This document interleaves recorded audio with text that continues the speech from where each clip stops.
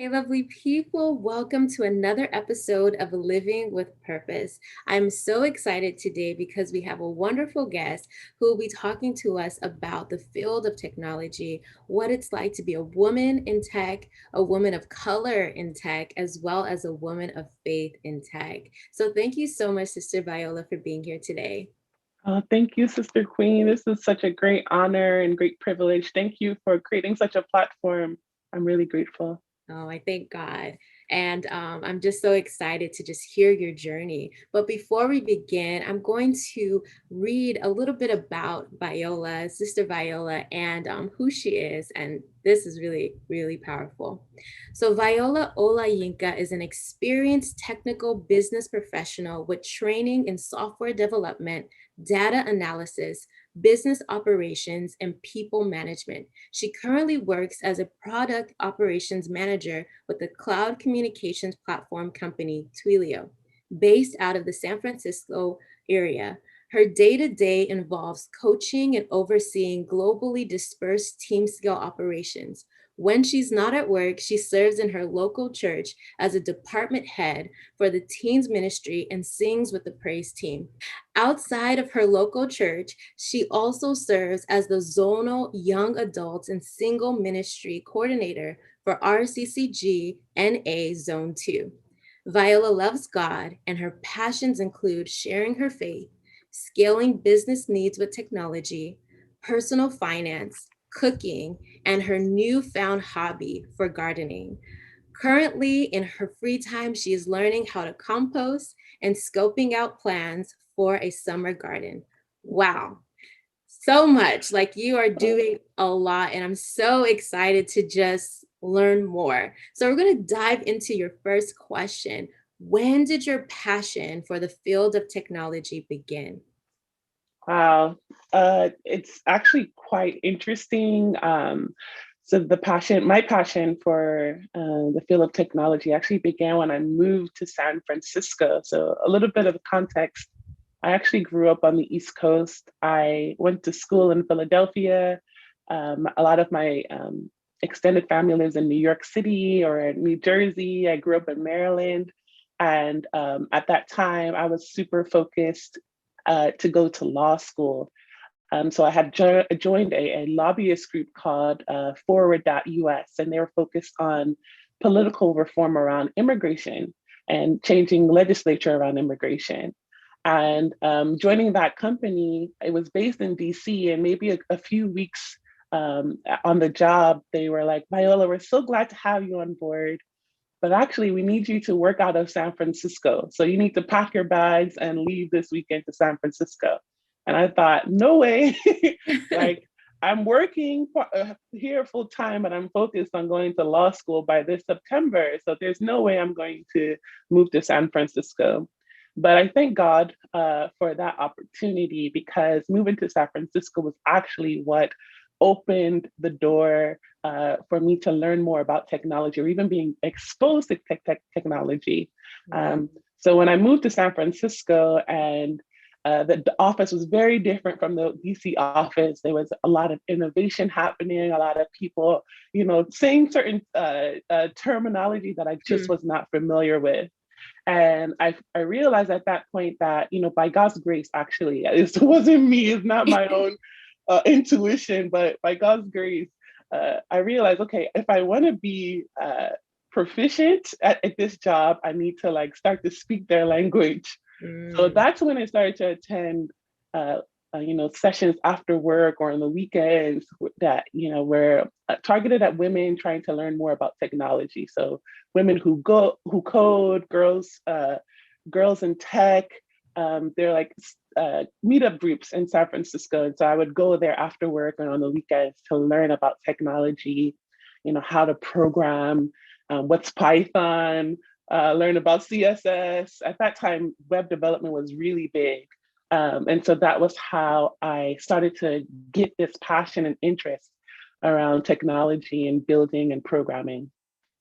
Wow, that is amazing. I never knew. So, from law to the field of tech. Yeah. Yeah.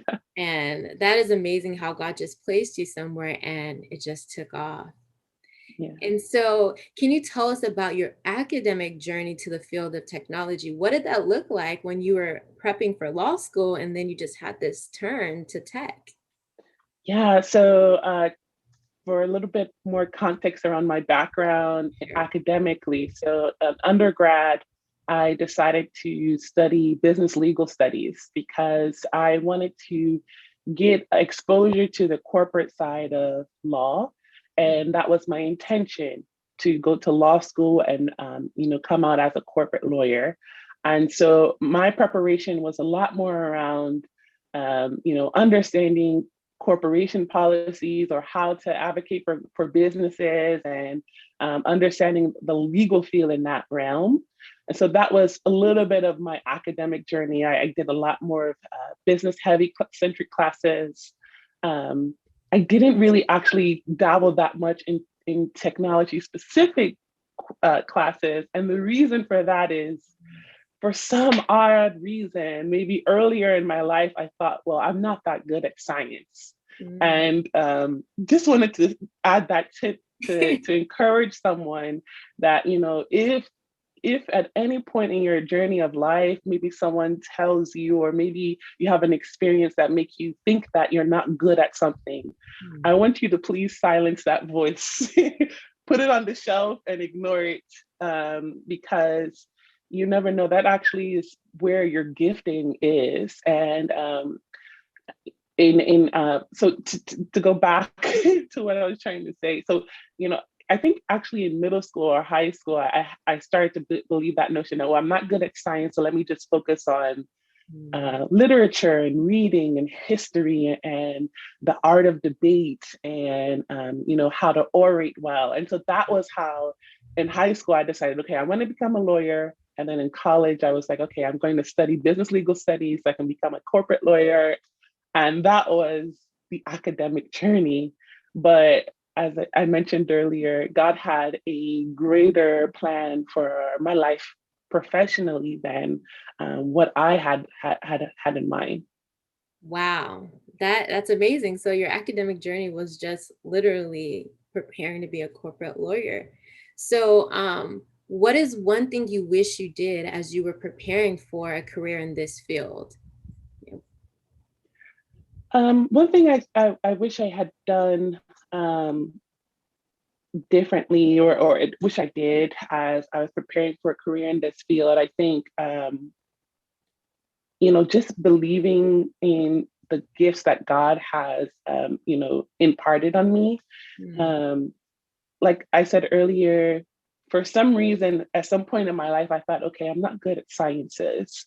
And so this notion of, okay, maybe anything that's science related, whether it's chemistry or biology or physics or computer science, Mhm. I'm not that good at it. But in preparation to become a software engineer and go under training around programming, I learned otherwise. God completely debunked all of those myths in my life, and I actually became really well at programming. When I had decided to leave that company that made me move to San Francisco, I decided to join a programming fellowship for women to help them learn how to become software engineers. And it was about 3 months time. But the months before I started that program, I started to like study. I asked friends, okay, let's form a study group, because in the back of my mind I had this notion, okay, I'm not good at science, so I need people to help me prepare, since I'm going to change careers and this is going to be my livelihood going forward. Um, so I started to make study groups. I started to have people help me hold me accountable in my study plan. I had like a curriculum of things that I wanted to study within each month. So whether it was data structures or understanding algorithms or understanding loops and how to make functions in programming, I had to map out a plan and then have, create a support group of people that we would study together in advance of the fellowship. So then when the fellowships began, it was super intense. But that also helped to build that work ethic of just studying and making sure that we were applying what we learned in the class sessions. So yeah, I hope I Wow. answered the question. I'm sorry. Yes, you did. You Okay. did. And you really brought up some great points. You know, you created a plan, you had a support group that held you accountable, and you were able to plug into a fellowship. I know I always tell, my study group, I'm like, fellowship, internship, plug in so that you can see what you're interested in, because you never know unless you dive in sometimes, so that you can get that exposure. So that's really, really awesome. And so, other than your kind of that resistance in terms of you believing that you weren't good, in terms of, sciences, did you have any other resisting moments while you were on this journey? And if so, how did you overcome them? Uh, well, yeah, I did have numerous resisting moments. The initial one I can think of is at that point when I decided, I really enjoy technology. I want to pursue a career in technology, but that required for me to, take some time off of my job at that time. In order to, join the fellowship and study and commit full time to, developing my training at that time. And the resistance I had was one from my job. They were like, Viola, that's really great that you want to do that, but you will need to either quit your job or go somewhere else or stay with us and not do it. Hmm. And to me, that wasn't an option because I believe so much that God wants us to progress in all areas of life. And for them to have given me such an ultimatum, it was like, okay, Yeah. I don't have an option here other than to move forward. And, that was one resisting moment where I had to just believe so much in, what God had laid upon my heart, to pursue it full time, to explore this field of technology, to study and prepare for the transition career wise. Um, Another resisting moment was even the thought when I was given the opportunity to move to San Francisco. I Mhm. had a very clear plan of, I'm going to start law school in September. I had literally, I had the weekend before I was offered that opportunity. My mom and I, we had traveled to the school that I was planning to go to in Hmm. Virginia. We had, rented cars. We went and spent the weekend at the school. I was like, okay, this is the school I'm going to go to. Um, and I thank God that, you know, my mom was also a huge factor in helping me to, um, go forward and take up the opportunity of moving to San Francisco because I was super involved in my church then. I, I, I just didn't want to move. I already had saw the school. Like to me, it just didn't make any sense. Why would I move to San Francisco? I didn't know anyone in California. Talk less of San Francisco. And you know what they always say about San Francisco? It's super liberal. People of God don't live there, which I thank God because He actually sent a lot of people my way that confirmed otherwise. That like actually there's a lot of God's people here that like love Him. They're sold out for Him and they want to glorify Him and all that they do. Um, and yeah, so those I think those were two resisting moments: the job, and then also even for myself when I thought I had a very clear plan for myself, but God was like, sister, you need to move. So, yeah. Yeah. And so when you were just, answering that question, like a quote came to me that we planned, but God's ultimate plan will prevail, So we can plan all we want. Like you literally saw the school, but God's plan prevailed. And look at such the great, look at the great testimony that you have now. So that's amazing. I can't imagine doing that, but God is just amazing. And I'm so glad to see him working through you. And so, my next question is, would you say a degree is essential or certifications are the way to go in the field of technology? Absolutely, 1,000%. A Mm. degree or some type of technical undergoing of like a boot camp. There's a lot of resources out there whether it's in person or online, it is required. I'm a hiring manager now, and that's the first thing I'm looking at resumes. Like, does this person actually have the skill sets I need for the job that I'm looking to hire for? And a lot of those skill sets you need, either whether it's programming languages or experience in some of the coding languages. And uh, fortunately, the thing about technology, since it's always changing, Mhm. there are a ton of free resources online. Even if it's something that someone wants to just to explore or want to learn more about, what does it mean to program in R, or what does it mean to program in Go, or what type of languages are used to build applications on my phone. Um, you know, there's just so many resources through Coursera or Khan Academy or Udemy or LinkedIn Learning. It's everywhere. And so to not get training or certification or a degree in it is kind of doing yourself a disservice. So I would just really encourage anyone that is considering pursuing technology to be serious with it. There are a lot of resources out there, even outside of the formal route of going through college, doing a CS degree, computer science degree. Mhm. I don't have a computer science background, and there's actually a lot of people within the field of technology that do not have a computer science background. But it is really helpful to go back and retrain yourself, even if you don't have a formal education in computer science.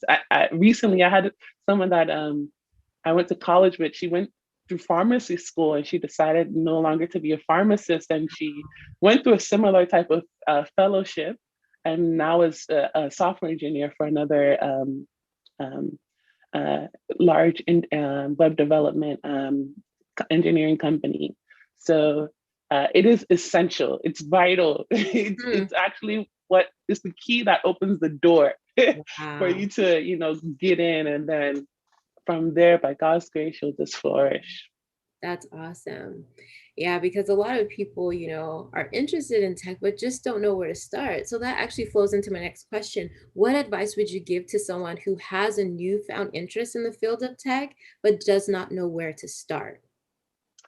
Um, so my advice would be to look into first, break it down into smaller pieces.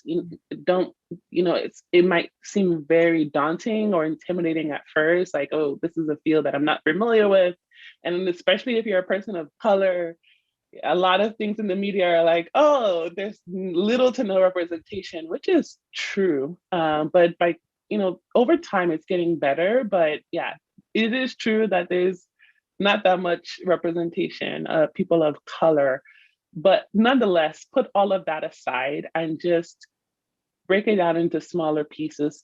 To start, I would say look into what you can do locally, Mhm. whether it's like meetups in your city, especially in large hubs like LA or DC or San Francisco or New York. There are a lot of meetups, like just literally meetup.com. And if you say, people who study specific programming languages, there are people that meet every Tuesday. And Wow. it's just like a working group. You're like, each person has their own, okay, I want to study this within this hour, and then it's like self-led, self-taught, and you can just study within that time. So that's a good way to start. That's how I started.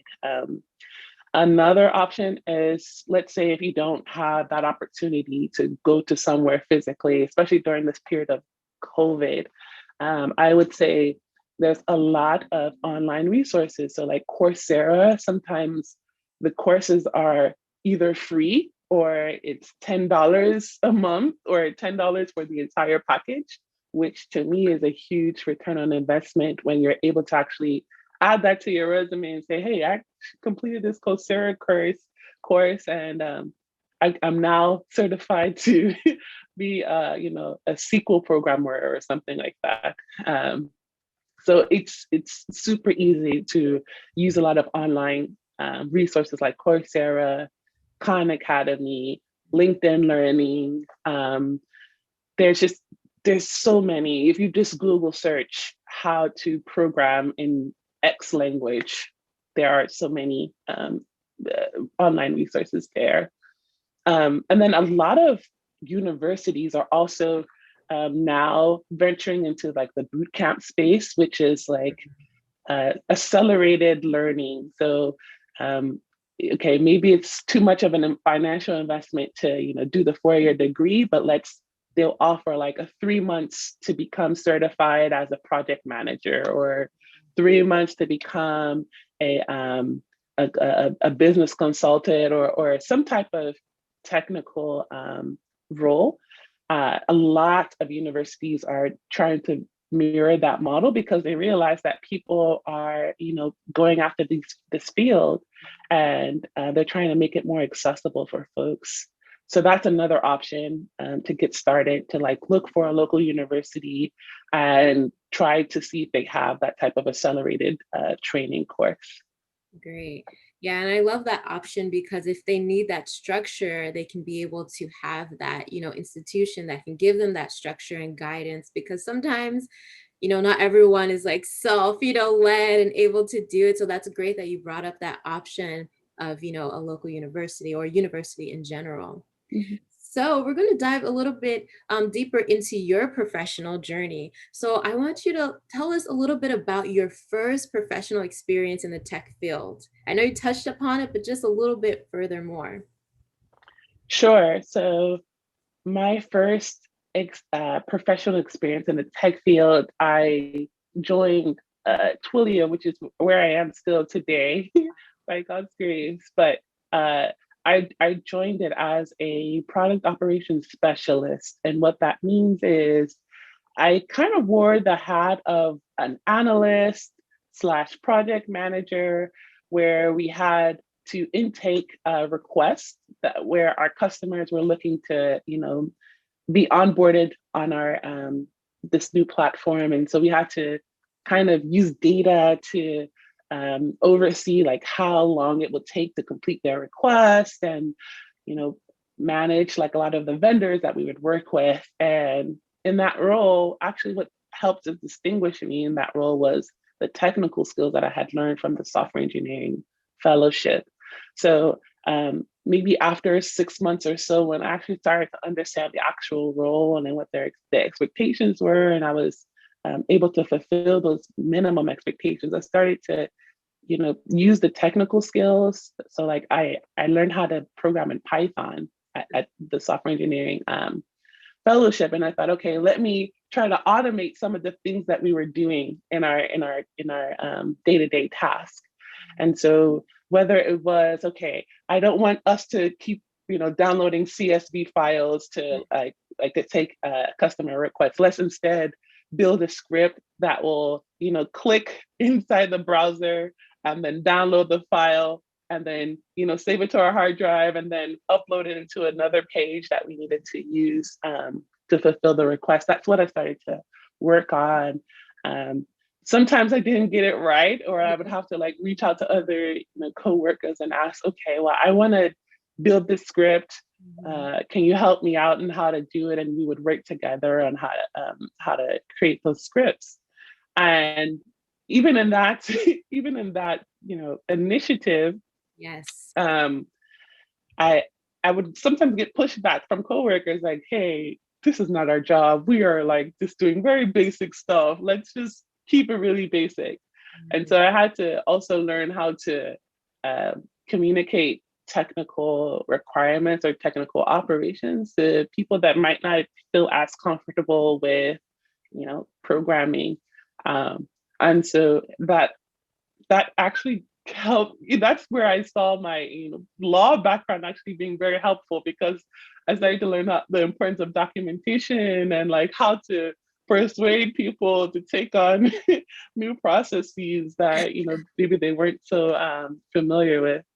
Uh, so in that first role, it was more so of trying to leverage a lot of the skills I had learned academically from business law, as well as in this new found profession within technology, of like programming and using Python to automate a lot of the things that we were doing manually or that were just like very mundane routine task of like go to this portal, download this file, upload this file, and saying, oh no, we can solve that with software. Let's just build a really easy script and get that done with less time and less errors as well, because we're humans, so we're error prone.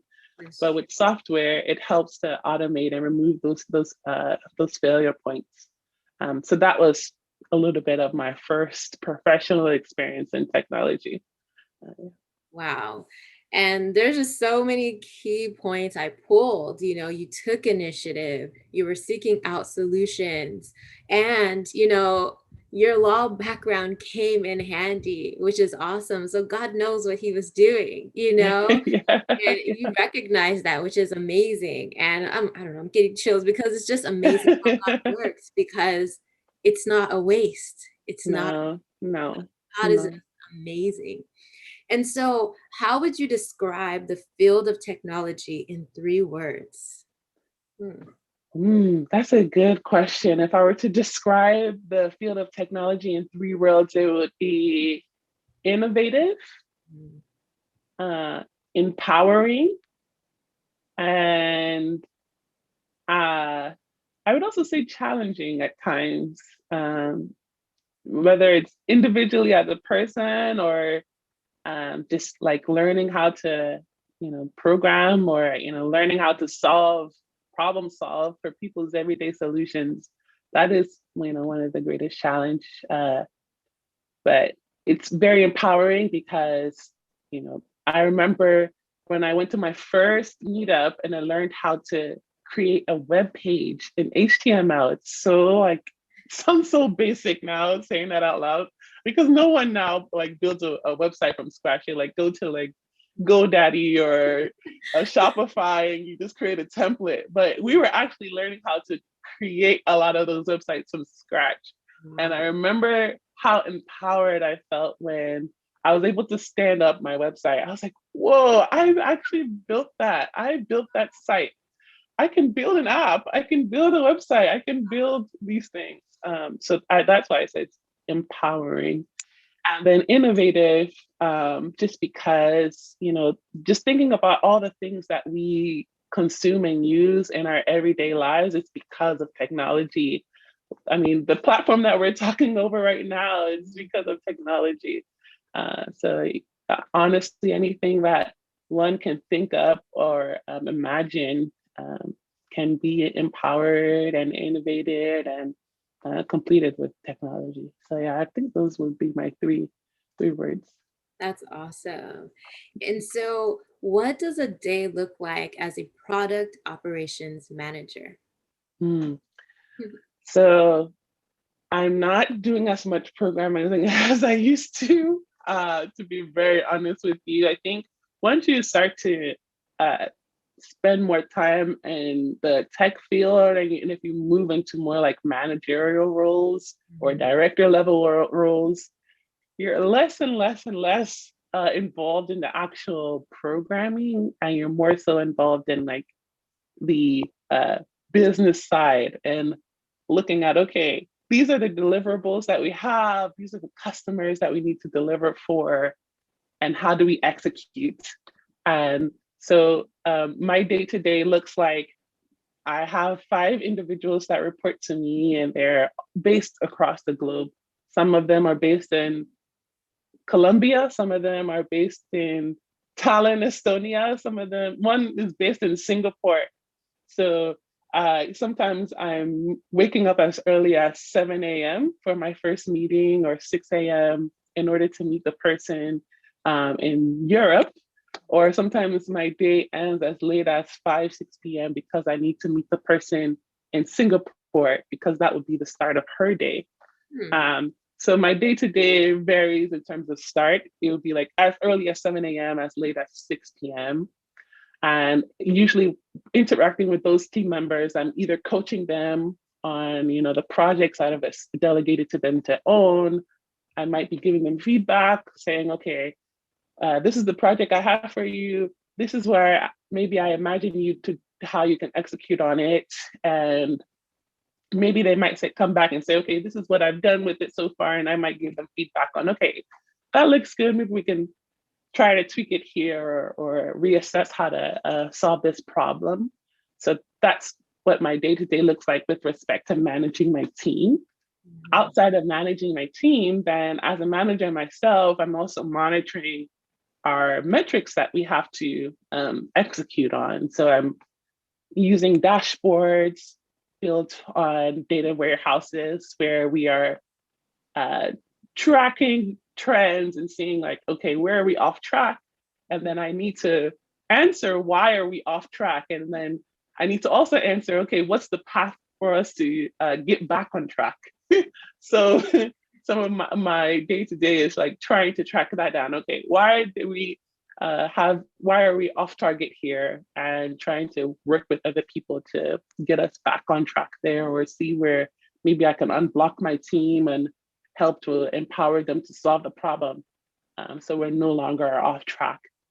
And then some of my day to day looks like, meeting with customers and understanding, okay, what are their pain points, and trying to assess, okay, who can I leverage to help solve this customer's pain point. So, for example, I think on last week Thursday, there's a customer that wants to, use our product, and uh, I decided, okay, one of my newer team members is going to own this project. And so I had him join the call, and we were just, okay, trying to just take in all the requirements for their request. And then we'll say, okay, we'll come back to them in like a week's time and give them updates on progress. So sometimes it's also meeting customers, hearing their pain points, understanding what their requirements are, and then trying to understand or trying to identify who we can leverage to help solve their problems. So people managing, tracking our team's progress, and in relation to executing on our goals, and then um, meeting with customers and hearing their pain points. So that's what it looks like for me day to day. Awesome. And so, how did the pandemic impact your job, if at all? Because it's tech. So, yeah. So it did actually impact my job. Before, I used to commute every day into San Francisco to work. Uh, but now I don't, obviously, I don't go into the office any longer. I'm working now from my home office, which is, I would say it's a blessing, and yet still it's a huge challenge because I do miss that opportunity to commute to the office, or even just to collaborate with people in an office setting and interact with folks in person. Um, but I would say now it's just mostly everything is now virtual. All of our meetings are virtual. So we're just in, meetings all day over Zoom. And uh, we also have to rely a lot on, internal messaging platforms like Slack, or depending on your company, it might be Microsoft Teams, where you're just messaging each other over those platforms. And I would say that those are even more important, more vital nowadays, because it's easy for people to feel isolated, or feel like, okay, I'm not having that human interaction that I would have if I was in person. So I would say that's the greatest change, is just, resorting everything to Slack or Zoom virtually, and trying to keep up communications there. What have you noticed to be an advantage or challenge being a woman in tech? And you can choose one or both. Mm. So I'm actually going to touch on both. I would say the advantage is um, now there's a lot of resources for women in technology, of just, helping them to feel empowered, helping them to feel included. Um, I think also, as a woman in technology, especially if you perform and execute well, people are more prone to seek you out, because very few and you're very rare. Mhm. um, so especially if you're executing well, people will always want to, advocate for you. They'll probably want to make sure that you have that you're feeling empowered, that you have access to the right tools. At least in my experience, I've had that. Um, I would say also another advantage is there's a lot of like conferences that are targeted to women in technology, and those are really good platforms of like networking and just hearing what other women in technology, what they're going through, like what their experience is at their company, and like what skills or like maybe classes or certifications did they use to help advance them and go forward in their career. And I would say that's a huge advantage that if any woman is in technology that's watching this and you're not leveraging those platforms, please, please, please, please get involved, plug in. Anita Borg Institute is one that sticks in my mind that really helps to bring women and celebrate women in computing and technology and help to bring them all together through an annual conference called Grace Hopper Conference, but also they have a lot of auxiliary events that's held throughout the year to help um, empower women, help them feel included, help them feel, that they can do great work within the industry. Um, to answer the flip side of that question, which is what challenges, I would say one being that it's not rare for you to be the only person, the only woman in meetings. Literally, that has been my experience for, I would say, 95% of my time right now in technology. Sometimes I'm the only woman, especially I'm definitely the only Black woman. But I actually thank God that like over time it's getting better, especially around letting there being a lot more Black women in technology. Uh, that makes me feel super proud because when I joined about 6 years ago now, it was very scarce. Um, so I would say, yeah, it's not rare for you to be like the only woman in meetings, and even with that, I would, when I think about like my journey so far, there's been times where I've been asked to like lead a team of men that were even more senior than I was. That and not only were they more senior than I was, they were also based in Europe or Asia Pacific, where there's a lot more like patriarchy structure, especially in the workplace, where like women are expected to play certain roles.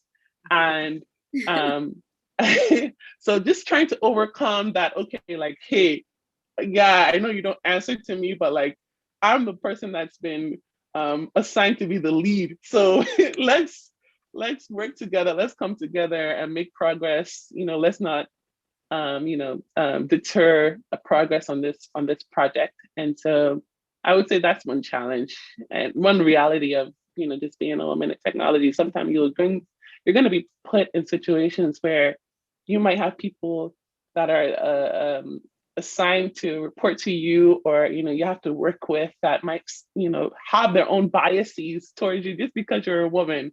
Uh, but you just have to like look beyond that and be like, hey, we have a job to fulfill. Let's work on that and let's put all the other stuff aside. So yeah. And so, you touched on, being a Black woman in tech. So, what are some advantages that you found being a woman of color in technology and the challenges? Hmm. I would say one advantage of being a Black woman in technology is the fact that I am unique. My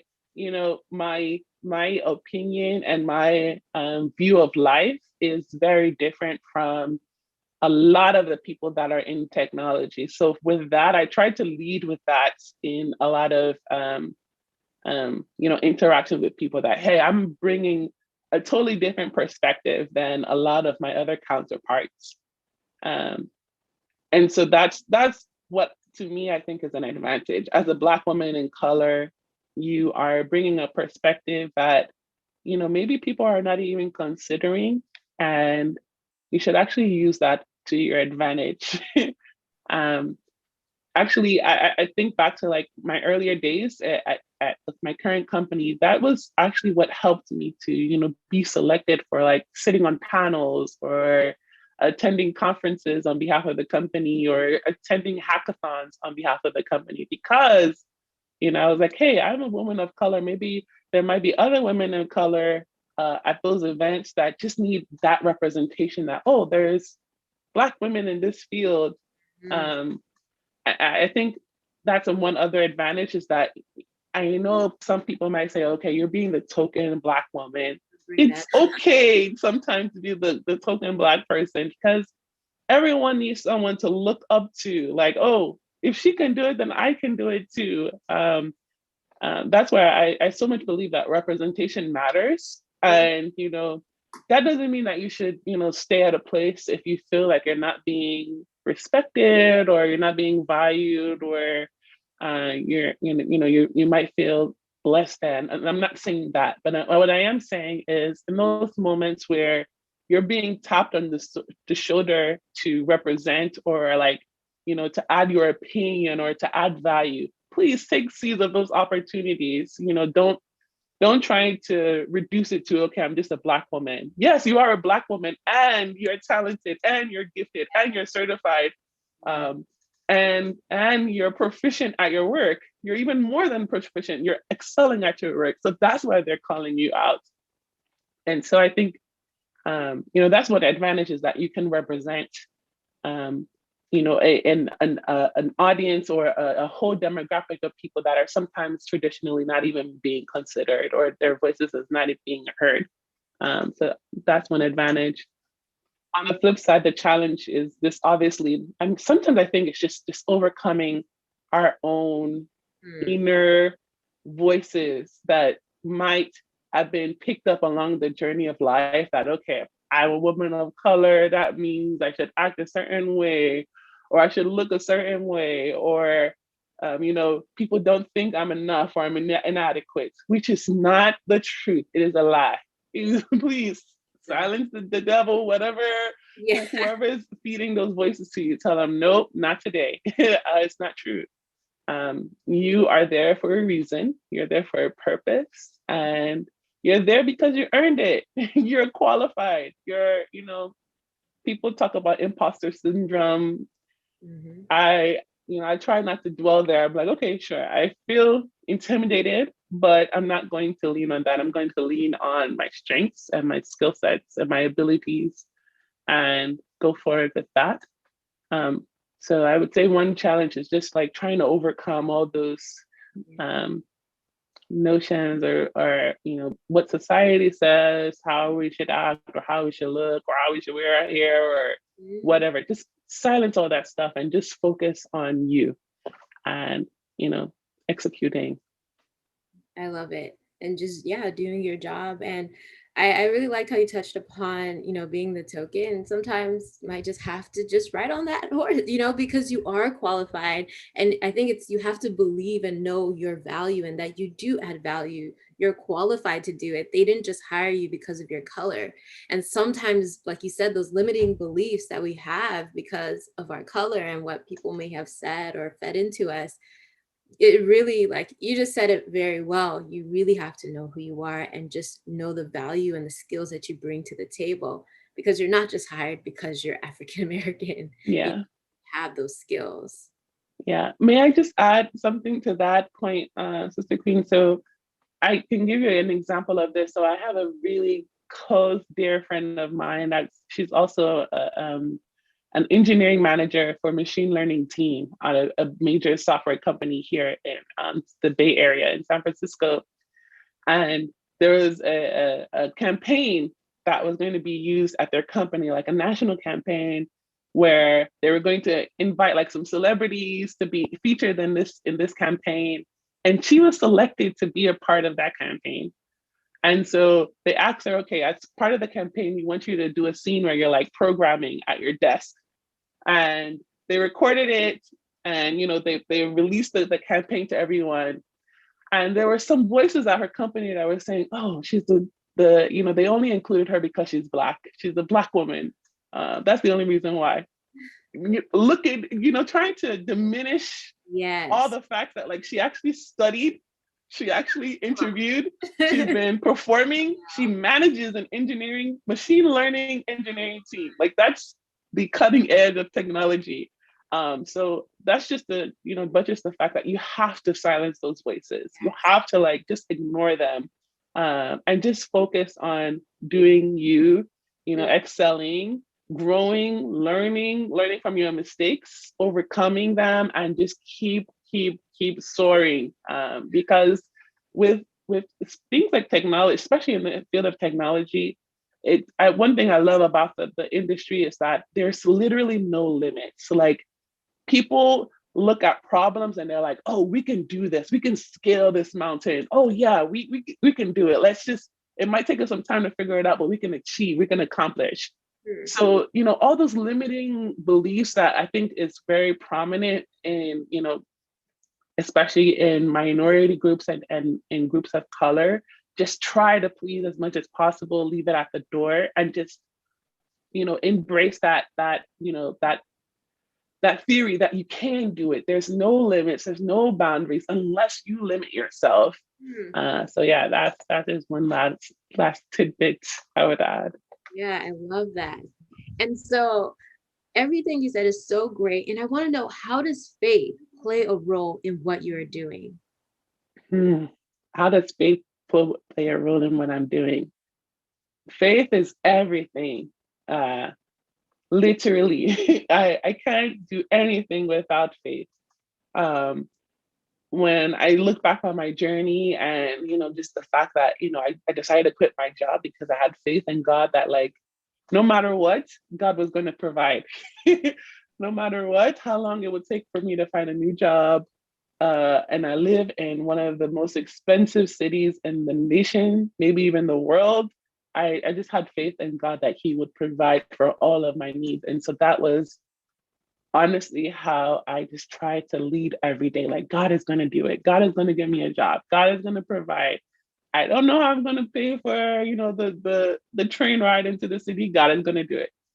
So that was the faith that I led with.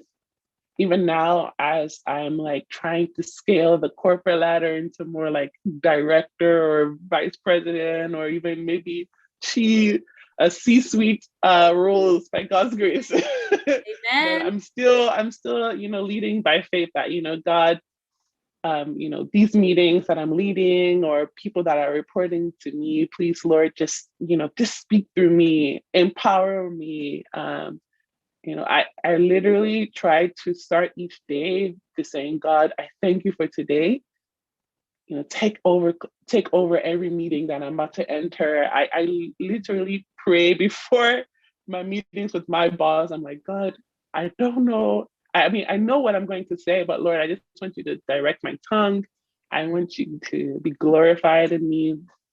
And one other thing about technology, some people within the field, they might say, "Oh, we don't want to talk about faith. We don't want to talk about religion. We don't want to talk about God."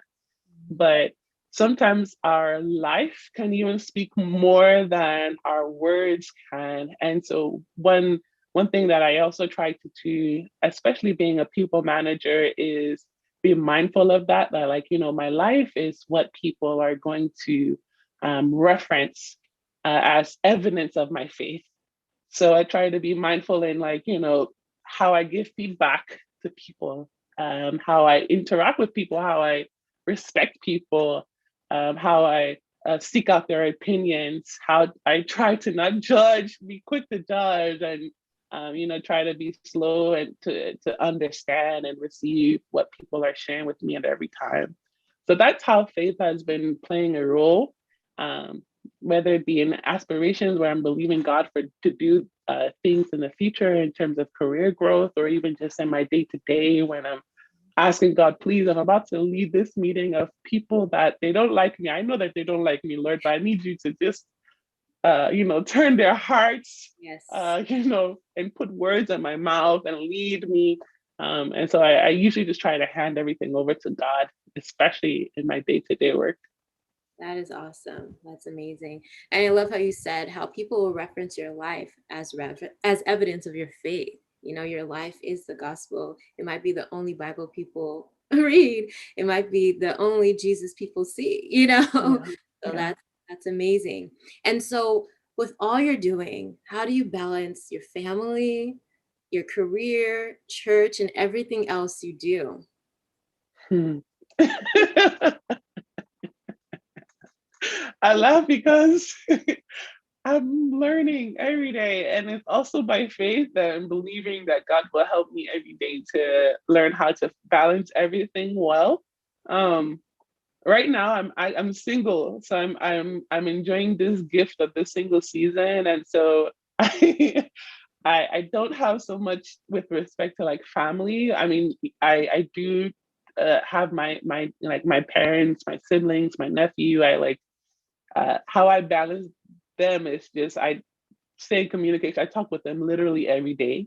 My parents every day, whether it's WhatsApp messages or FaceTime calls or calling them every day. I literally call them every day. So that's how I try to balance that. With respect to my career in church, God is going to help me more, but I try to, as much as possible, schedule everything. I recently invested in a journal, which I literally write, uh, my to do, my plans, what needs to be done in each day, Awesome. and my to do list. So that's how I say, okay, I'm leading prayer on this day, and okay, I'm also have a meeting at this time. With respect to career in church, I make it a priority to grow in my faith. I try as much as possible, um, not to put things of faith as a second seat to my career. So I remember, for example, on Wednesdays, at my church, we have Bible study. And to me, Bible study is how I grow. I think I'm not trying to like plug church or anything for anyone, but honestly, the Sunday service is, you can learn, you can receive the word from the sermon, but where you actually dig deep is the midweek service, that Right. Bible study, because you're able to like rub minds, ask questions, dig deeper into what the scriptures are saying. And so I remember, especially at the beginning of my career, I was like, okay, I can't miss this Wednesday Bible study. But I was working in San Francisco, and my last meeting would like end at like 5:30. And it would take me at least 2 hours to get to Pleasanton, where my church was, which is like a good 2, 3 hours away from San Francisco on using public transportation. So what I actually asked for, I first prayed, God, give me favor with my boss. Mm. So I could ask him if I could like come in earlier on Wednesdays. And that way I can leave earlier on Wednesdays in order to make that Bible study. And so that was my prayer. And then ever since then, that's just my thing. I just always you know, I try to prioritize things of faith, things that will feed my inner man, feed my spiritual being. And I don't try to put it to the back seat with respect to my career. And the same thing with like any other thing that is related to church. If it's something that I'm committed to execute on, I try as much as possible to adjust my schedule with my career so that way I can be able to take part in both. I love how you took it piece by piece, and I believe it's very helpful. And another question is, how do you stay motivated in your career? I think right now, how I stay motivated is, through prayer, through like, just asking God for help every day. That's how I've been staying motivated, when maybe things at work don't go as well as planned. I always ask God, like, please help me. Why am I having challenges in this area? It's a lot of it is prayer. A lot of it is maybe searching the scriptures to see if there's a scripture that addresses the specific issue that I'm trying to overcome in my career. Also, I think the fact that like I think I'm still very much scratching the surface. Like I still have a lot more ground to cover. I want to work at other tech companies and understand like different other parts of the industry, and so that also keeps me motivated. The fact that I'm still very early stages, I still like, to me at least, I think I'm still a baby. I need to still grow. I still need to get more exposure, wear more hats, have more roles, have more depth, add more breadth to my experience. So that keeps me motivated as well, knowing that I'm still on a journey. I'm still growing. I'm still learning. I still have the opportunity to learn more. Um, and I think also what keeps me motivated is knowing that, I can mess up today or have a mistake today, but I can learn from it and grow from it. And it can actually make me better. It can, make the work that I'm doing to be even more beneficial in the future. So that also keeps me motivated. Awesome. And I have one more question. As you spoke about your passion to grow, like you said, you feel like you're just scratching the surface. How do you stay content while still striving to do more? Hmm. I say because I'm actually reading a U-verse Bible study plan on contentment. That word has been like speaking to me for the past few weeks about contentment and how do I still remain content. Um, I I I think I just think back to like this is my journey so far and just know that all that I've experienced so far is only by the grace and by the mercy of God. So that in itself keeps me extremely content. Like, God, you didn't have to, direct my path in this way. You didn't have to like open this door. You didn't have to like, lead me in this path. And I am so grateful that you did choose me to experience this journey. That makes me so content, so fulfilled, so, I don't know, special, happy, joyous, that God is so mindful of me that He was like, hey, I want to actually direct Viola on a totally different path than what she even imagined for herself.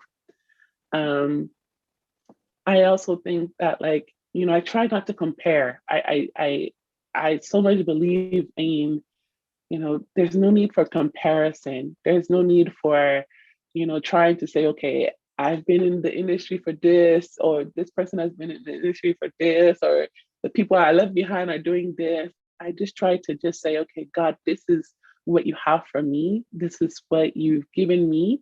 And I thank you for it. And I just try to give God thanks for everything that He's, given, put in my way.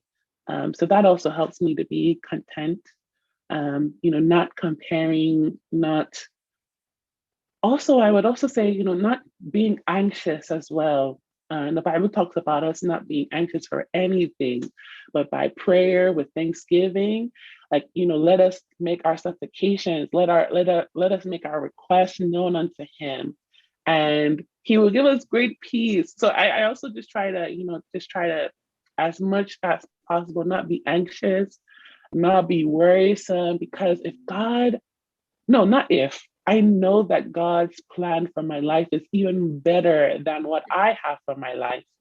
So I just rest in that knowledge that okay, God has it. He already knows where I'm gonna be Yes. in 2 years, 3 years, 5 years time. So I'm not gonna be anxious. I'm just going to do the very best at what He's committed into my hand right now. I'm going to, you know, try to excel at work. I'm trying to perform well for my boss, do whatever God tells me to do right now in this season, at this point of my life, and not be anxious for anything else, not to be worrisome for anything else. Yeah, God just kept putting that word in my spirit, like throughout the interview, and just how do you stay content? And that's very well said. And I believe it's for someone watching this who's striving to, climb the corporate ladder, but needs that contentment, you know? And so, what does living with purpose mean to you? What does living with purpose mean to me? It means uh, honoring God, that I do say, speak, how I interact with people.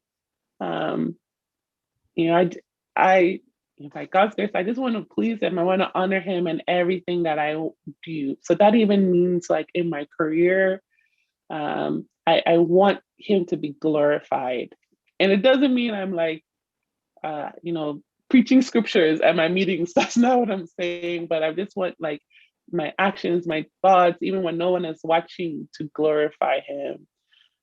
So that's part of what living with purpose means to me. I also think it means, you know, sometimes letting go of my will or my desires and allowing Him to just take control and, you know, lead me in the way that He would desire for me to, you know, live my life. Um, I also think living with purpose means, you know, serving others. So I have this opportunity to be a people manager, meaning that like people's livelihoods are in my hands sometimes. Uh, and so I try to serve others in that role by, you know, thinking of them in a way that, you know, I'm thinking of the best for them, trying to advocate for them, um, and also trying to see, you know, what how I can help better their lives as well, in a way that like, you know, their time on my team is, you know, is well spent. Maybe they're growing in their skill sets, or they're being challenged, or they're being stretched beyond what they were previously joining my team. Very well said. And so, as we're wrapping up, what piece of advice would you give to someone that's watching this that wants to climb the corporate ladder and wants to get into a managerial position? You can do it. It's very cliche, but sometimes you just need that someone just to tell you that like you can do it. Why not you? Why not you? You've done it. You've trained. You've studied. You've been disciplined. You've put in the work. You have the work ethic. Why not you? Why not you know, pour back into others? And um yeah, like why not you? Um I would also, maybe one other piece of advice is, you know, try to be authentic. That, you know, there might be times where you might feel like, okay, if I'm being authentic, maybe people will take advantage of me. And no, even if people take advantage of you, there might be someone that would benefit from, you know, your authenticity. So I would say, you know, just try to be authentic, you know, be humble as much as possible, because no one knows everything. No person is an island. And just try to lead with humility, try to interact with, give everyone the respect at a minimum, um, and try to lead with that. Uh, and um, you know, just try to also, you know, do everything that you do with excellence. Because one thing, at least in my career, I've realized that, you know, people that I might not even be working with directly, they still notice the work that you do. Um, and so, you know, in the path of like growing the career ladder, some people that will advocate for you might not even be your boss. They might be people that like you might, you know, just interact with on a rare occasion, but they're like, oh, this lady, she really, you know, put such a great impression on me, or she made such a great impression on the work that we did, or we committed to her. So yeah, just be mindful of that as well. I think Awesome. that's mostly it. Very, very well said. So thank you so, so, so much, Sister Viola. This meeting, this session was amazing. I learned so much, and I know that people that are watching are truly, truly blessed. Thank you so much. Oh, thank you, Sister Queen. I pray that someone is really blessed by what has been shared so far. I'm so grateful to you for this opportunity. Thank you also for this your platform. I've been so blessed by your even your study sessions. Yeah, I use it You because too. I'm actually planning to start my MBA part time later this year, and so I've been leveraging your study sessions as well, just to like study. So God bless you. I pray that God will continue to enlarge your coast and empower you for even more great work ahead. And also thank you to mommy too. She's her channel has been awesome. I watched her video on creating Zobo hibiscus tea. Oh, you So did? That's yeah. so awesome. So shout out to mommy. She's doing awesome work too. Thank you so much. Yeah. Yes, my mom is the Word of God Garden and More. I probably put her Yeah. here for Zobo. That is so amazing. Yeah. Oh my God, that just warms my heart.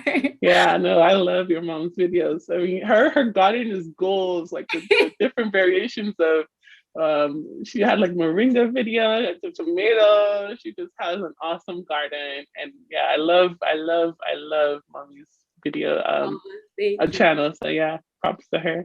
Oh, thank you so much. And she has so much planned for this summer. Oh, So, nice. oh my gosh, you're gonna be excited. Nice. Well, thank you all so much for watching. And please do not forget to subscribe to my channel so that you do not miss out on another episode of Living with Purpose. Until next time, God's blessings always. Take care.